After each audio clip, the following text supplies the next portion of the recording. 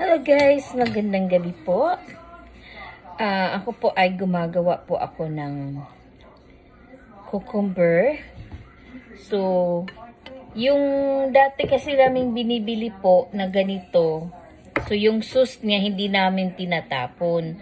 So, dagdagan ko na lang po. So, nag-create na lang po kami ng cucumber na ilalagay namin doon para kasi po sayang din yung ano niya, 'di ba, yung juice niya.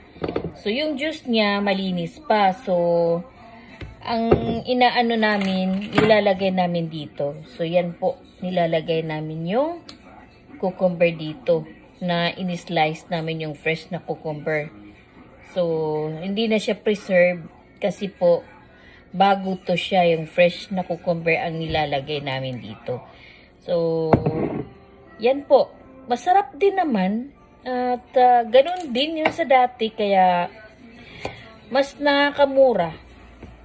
At marami kang magawa. No?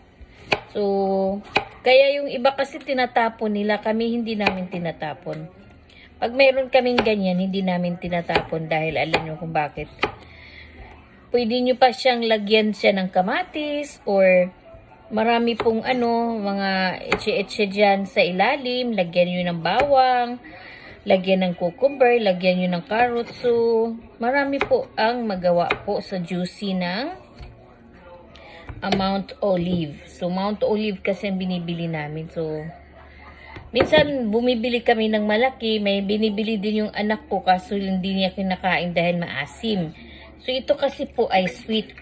So, masarap siya kainin. So, habang tumatagal siya dito at ilalagay sa refrigerator, hindi po siya masisira. Thank you for watching guys. I hope you like it.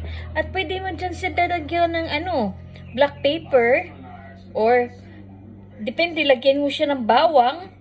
Mas lalong masarap. So, salamat po.